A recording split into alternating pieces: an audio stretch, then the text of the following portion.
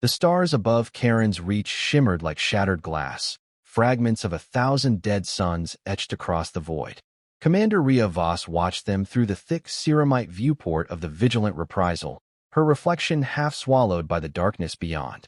Her face, a lattice of scar tissue and silver implants, was motionless, but the tension in her spine betrayed the anticipation curling inside her like a live wire. "We received another one," said Lieutenant Varric, breaking the silence.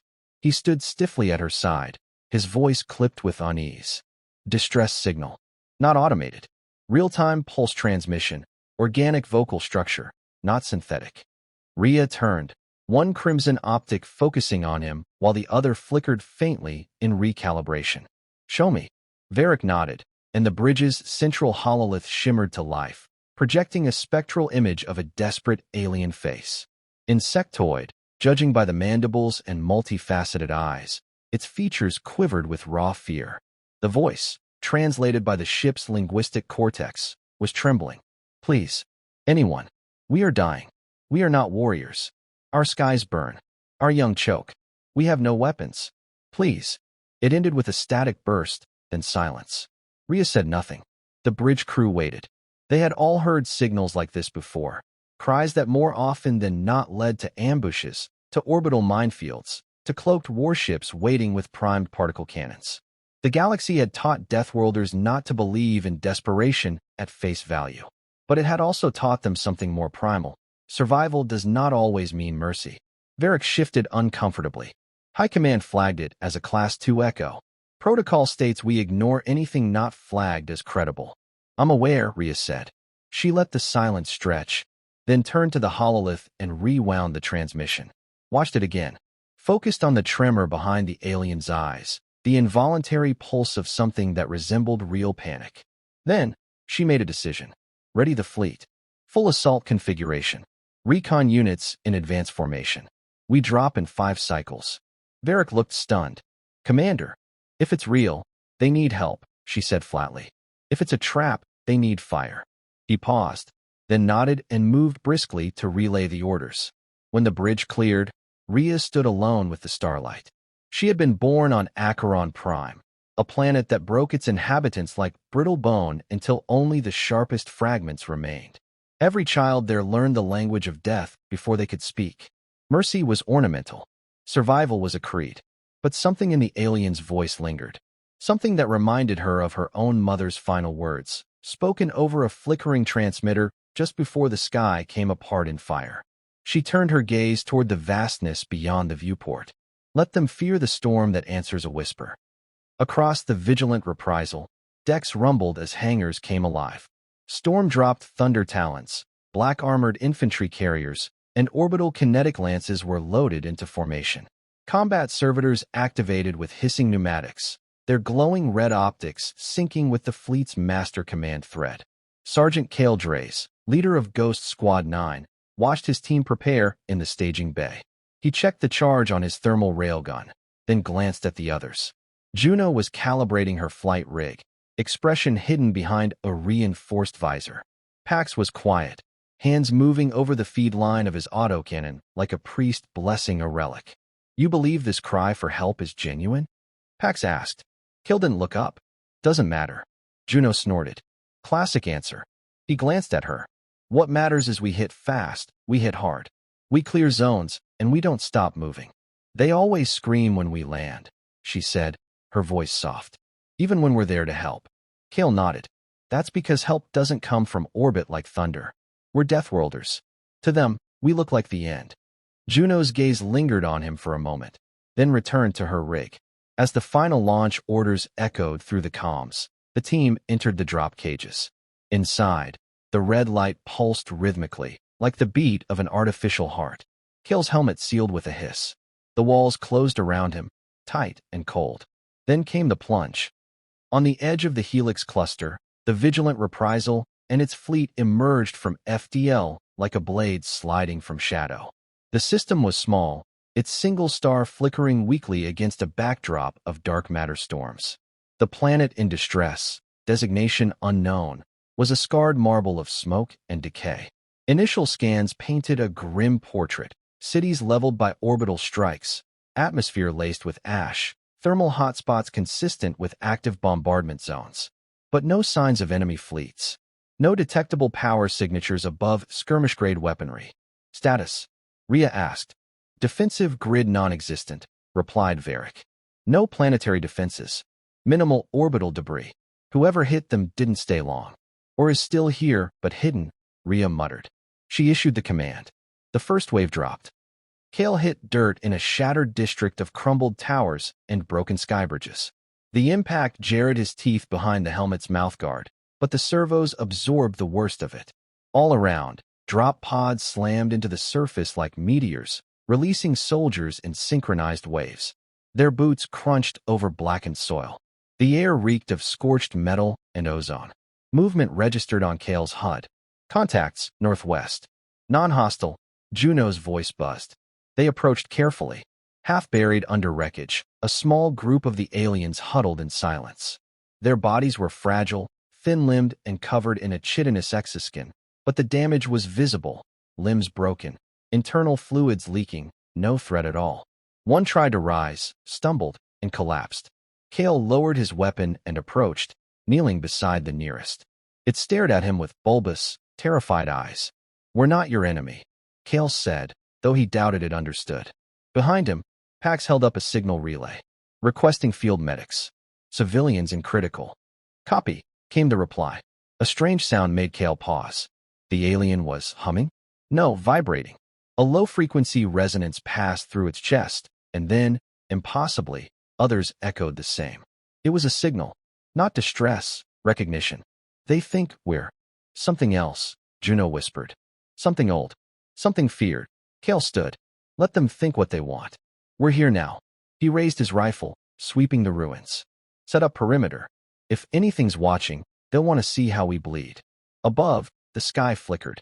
In the darkness between the stars, another flare shimmered, an energy spike far too organized to be natural.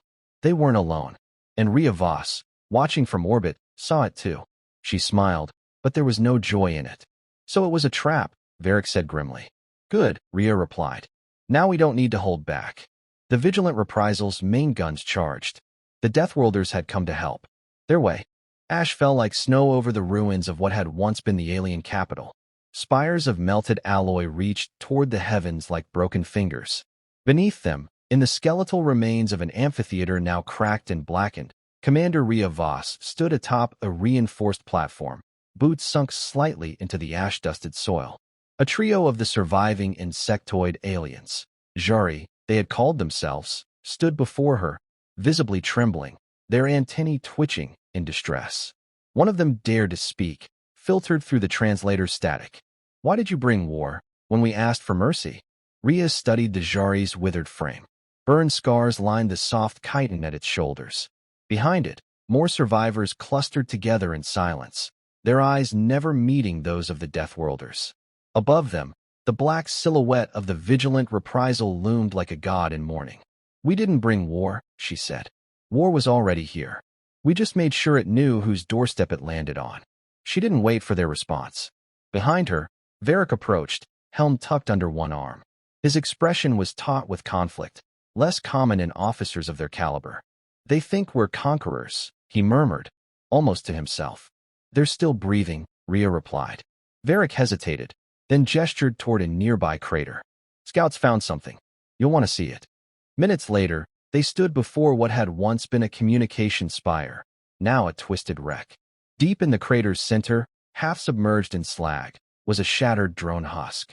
It was not Jari design. Sleek, modular, and laced with a dark, oily sheen of neutron plating. It bore no insignia, no transmission signature. But Rhea recognized the engineering. "That's not native," Varric said unnecessarily. "No," she replied. "It's them." The quiet between them thickened. The drones, those specters of extinction, had been cropping up across unaligned systems for years. Unclaimed attacks. No identity. Just annihilation. Only now did a pattern begin to emerge. Varric exhaled slowly. "They're testing us. Or hurting us," Rhea said. "Like predators corralling cattle. Seeing how we respond to the screams." Back at the amphitheater, Kale Draze knelt beside the eldest of the surviving Jari. The being's breath was shallow, rasping through slitted spiracles. It clutched a tattered piece of polyfiber inscribed with their language, an offering, perhaps, or a plea. We weren't soldiers, it said. We were archivists, gardeners. This place was never meant to burn. Kale didn't reply. He simply offered the being his canister of purified water, watching as the alien struggled to understand the gesture. The moment passed in silence, yet something between them held, fragile, but there. Pax and Juno flanked the perimeter, eyes scanning the dead horizon. We're not just walking into ambushes anymore, Pax said over the secure comm. No, Juno agreed. They're planning something, luring us with bait, shaping us through mercy. Commander's orders still stand. Kale's voice cut in. No deviations. Full patrol until extraction. Copy. Hours later, aboard the Vigilant Reprisal, the High Command chamber shimmered with projected maps. 7 other signals, like the one they had responded to, flickered across the void, each with matching patterns. Each one a desperate cry. Too clean. Too consistent. We've been provoked, Rhea said. Methodically. Artificially. The enemy isn't trying to hide anymore. They want us to follow. Varric leaned forward, bracing his hands against the table's edge. Then we're doing exactly what they want. We are, she said, but not how they think. She turned to the strategium, where tactical officers and AI warforms processed trillions of potential responses. One option shimmered above the others, a multi-pronged deployment across all active Cries sources. Full-scale fleet mobilization. We don't send relief ships, Rhea said, her voice hardening. We send shields. We send fire. If this is bait, then we're the trap. Varric frowned. You're proposing a war doctrine built on responses? No. I'm proposing one built on reputation. She tapped the console. Images appeared, battlefields razed, survivors rescued at gunpoint, enemy fleets shredded in retaliation. They wanted to study us. Let them learn something they never recover from. Kale's squad was reassigned to forward recon, preparing to jump to the next signal site. In the staging bay, he checked his gear in silence. Juno approached, her face unreadable behind her visor. We saved them, she said, but we're not their saviors. You felt it. Kale nodded. They don't know whether to thank us or run. Maybe both are right. He looked up. You in or out? She hesitated. In. Always. Pax joined them, slamming a fresh power cell into his cannon. Let's make the next scream count. Hours later, as the fleet formed ranks and the Deathworlders prepared to plunge into yet another unknown system, Rhea watched the Jari's world drift into the distance. She knew it would recover. The Jari would rebuild, under shadow, maybe, but they would live. And somewhere out there, the architects of this blood-soaked experiment were watching, waiting, calculating. They wouldn't wait long. The next signal had already come. Closer, more urgent. And this time, Rhea Voss would not arrive late. She would arrive with vengeance. Space distorted as the fleet exited FTL, reality snapping back with a silent jolt. The Vigilant Reprisal and her escorts emerged into the cold void of an uncharted system, its lone planet barely clinging to habitability beneath a pale, fractured atmosphere. The distress signal had originated from its southern hemisphere, buried beneath electromagnetic interference and orbital debris, an artificial haze, deliberately engineered. Scramble recon. No delay, Rhea Voss commanded, stepping onto the bridge with her usual precision. The command relayed instantly, and from the ship's underbelly, squads of dropcraft peeled off like black scales, streaking through the void toward the planet below. Among them rode Kale, Juno, and Pax, suited and armed for what had long since become the standard greeting. Scorched silence followed by a sudden, violent welcome. Signal integrities fluctuating, Juno said, glancing at her HUD as their craft punched through the atmosphere. No return IFFs. No civilian comms. It's a ghost. Then we hit it like it's haunted, Pax muttered. Kale didn't speak. His eyes locked onto the surface rapidly rising to meet them, a shattered city grid, lined with unnatural geometries. The buildings below weren't just abandoned. They were partially consumed, as if melted by precision before being left to decay. They landed in a skirmish-ready posture, weapons primed. The city was wrong in subtle ways, streets too wide, corners too sharp, structures arranged in patterns that bent light oddly when viewed from above. As they advanced, a low thrumming began beneath their boots, barely perceptible, like a mechanical heartbeat stitched into the ground itself. "Commander," Kale said through comms, "we've got artificial terrain deformation. No heat signatures. But the architecture is adaptive. Clarify. It's shifting. Gradually. The structures are moving, reforming, rewriting their layout." Ria's voice was immediate. "Pull back." But it was already too late. The street buckled, shattering beneath Pax's boots. He leapt back as the ground opened in a spiral of steel tendrils and searing heat. From the depths, a construct rose, humanoid only in outline, but far taller, composed of mirrored alloys and jointless motion. No insignia, no voice, just motion and death. "Contact!" Pax bellowed, opening fire. His plasma shells impacted the thing's chest, leaving brief ripples that didn't slow it. Juno flanked right, loosing a hail of magnetic bolts. No reactive shielding, structures absorbing energy. Kale ducked low, targeting a joint in the hip as the machine advanced. His round struck true, and for the first time, the construct stuttered, just long enough for Pax to close distance and slam a charged detonation pack into its side. The explosion was deafening, but even as the creature collapsed, its remains twisted like molten clay, pulling inward as if resisting death. "It's learning," Juno breathed. Back on the vigilant reprisal, Ria watched a live feed of the battle in growing silence. Around her, command staff ran simulations, each more dire than the last. This wasn't just another engineered slaughter. This was an invitation. Varric stepped beside her, visor in hand. "They knew we'd come. That's why they broadcast it so widely." "They want escalation," she replied.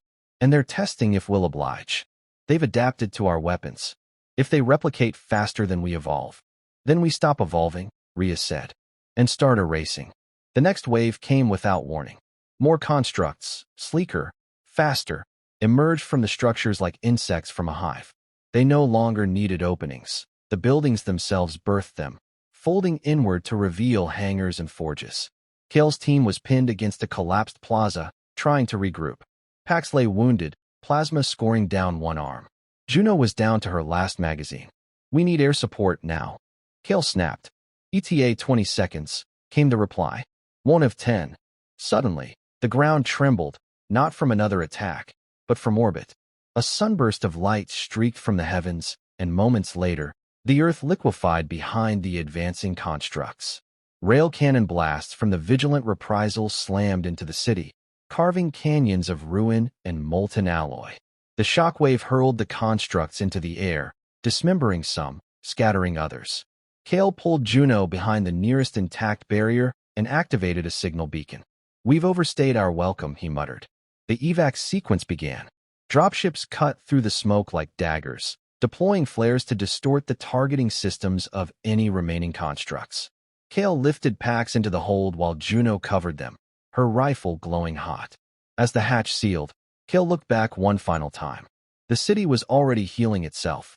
Towers regrew like bone, and the streets smoothed over the scars left by the bombardment. Back aboard the vigilant reprisal, Ria addressed the fleet captains through the secure channel. Her tone was iron. "We have confirmation. This isn't a rescue campaign. It's a battlefield rotation. Someone, or something, is drawing us in through feigned distress. To study us. To shape us." The captains said nothing. They knew. "We will not chase every scream," Ria continued. "From now on, we anticipate them. We bait them. Find their source. Find their factories. Find their home. And then..." She paused, gaze scanning the stars. "We don't respond. We arrive. In force." Varric stepped closer. "You think they fear us?" "No," she said. "But they will." Far below, the artificial city finished repairing itself. A tower rose at its center, crowned with a black flame of data signal, broadcasting again. A new cry. A new plea. And this time, it wasn't in Jari code. It was in human standard binary. A message. Not for help, but for confirmation. The trap was never just a test. It was a conversation. And the next word was already forming. Kale stood in the dim light of the debriefing chamber, helmet tucked under his arm, eyes locked on the silent figure at the room's center. The artificial intelligence known only as Rook hovered slightly above the floor, humanoid in outline, but wreathed in soft light and faint pulses of synthetic breath. Designed for battlefield analytics, Rook had grown into something more, unpredictable, nearly self-determining. Now, its silence carried weight. They answered us, it finally said, voice flat and genderless. The binary stream from the last encounter contained coordinates. Deep void, unclaimed space, no gravity wells, no civilizations. Varric raised a brow. A dead sector. No, Rook corrected, eyes flaring briefly with light. An origin point. Rhea Voss folded her arms. Her gaze didn't waver. Coordinates mean intent. They want us to come. They're inviting you, Rook said. By name. A silence followed. Kale exchanged a glance with Juno across the room. Neither spoke, but a current of unease passed between them like static. Pax, arm in a sling and skin still burned from the last mission, finally broke the tension. Then we go? We don't wait to be dissected one world at a time. Rhea looked past him, toward the star map flickering across the wall. The coordinates hovered like a dare, a single point in the great dark, closer than any cry before, but more isolated. Designed not to summon hope, but to expose a weakness. It's not just bait, she said. It's a proving ground. They're escalating. Varric's jaw tightened. We're concluding. Preparations began without delay. The fleet shifted formation, tightening into a war-hardened phalanx. All auxiliary ships were rerouted. No supply lines. No scouts. Just the core armada, streamlined for confrontation. Hours before the jump, Kale sat alone in the hangar bay, sharpening the edge of a combat blade he rarely used. Juno approached quietly, her footsteps soft against the metal. Sharp enough to split molecules, yet here you are, carving at it like an antique. Kale didn't look up. Just a habit. She studied him for a moment. You think this is the last one? He shrugged. Feels different. Because they called us. Because they know us now. Our weapons. Our doctrine. Our response time. Our psychology. What kind of enemy needs you to win a few times first? Juno sat beside him, her voice lower. One that wants you to think you're winning. Exactly. The jump to the dead sector was disorienting. They emerged into a void that felt more like absence than space. No stars, no debris, no radiation. Just darkness. And at its center, a structure. It was unlike anything they'd encountered. It floated without orbit or tether, geometric but fluid, a lattice of impossible curves and refracted angles that refused to be fully seen. It shimmered between perceptions, sometimes appearing vast and open like a cathedral, other times dense and claustrophobic like a singularity. Sensors failed immediately. Rook's voice cut through the bridge as soon as it processed the readings. It's not a structure. It's a signal. Physicalized data. A shape built from transmission. Rhea narrowed her eyes. Meaning it was built to be read, not entered. But it was too late for theory. The fleet had already triggered something. From the void, ships emerged, not grown, not forged, but drawn like ink from the structure's impossible lines. They did not bear heat, light, or engine signature. They simply were, manifesting with predatory grace. Hostiles inbound, Varric barked. They're not broadcasting. No command hierarchy. They don't need one, Rook whispered. They're parts of a whole. Kale's team launched within seconds, boarding one of the alien constructs that drifted too close. Its interior was as unnerving as its exterior. No corridors, no walls. Only shifting surfaces and neural textures that flexed underfoot. Keep moving, Kale ordered, rifle raised. Don't touch anything unless it touches you first. They didn't find crew. Instead, they found replication nodes, egg-like orbs suspended in field matrices, each growing a new construct from strands of condensed data. The ship was a factory, not a vessel. And then, they found the message. Carved not into walls, but into thought. A psychic pulse, unreadable at first, until Rook intercepted it from orbit and translated it aloud. We made you respond. We made you arrive. Now we will make you choose. Across the bridge of the vigilant reprisal, the lights dimmed. The construct field outside had stopped advancing. They hovered now, forming a perimeter. They're not attacking, Varric said. Why? Rook answered with slow clarity. Because this was the attack. Everything before this. The cries, the ruins, the constructs, rehearsals. Now comes the real test. Rhea stepped toward the main console, eyes locked on the impossibility outside. Then we stop rehearsing. Kale's voice crackled through. We've seen the source. They're using psychometric templates, building entities that imitate us. Our responses, our emotions. We're not fighting an enemy. He paused. We're fighting our reflection. A decision loomed. The fleet could engage, unleash full protocol warfare and risk igniting whatever lay dormant in the structure, or retreat and allow the enemy to keep learning, keep mimicking. Rhea turned to Rook. Can we destroy it? Yes, the AI said, but not without changing you. What does that mean? It is designed to mirror, to adapt. If you fight it with fear, it learns fear. If you fight with fire, it burns. You must choose what you want it to become. Rhea stared into the void. Then she gave the order. Send the message. Across the fleet, silence. Then, a pulse, a signal sent back into the lattice, stripped of aggression, absent threat. A pure frequency, like a breath. An answer without violence. And the structure responded. It began to fold inward, shrinking, not in defeat, but in recognition.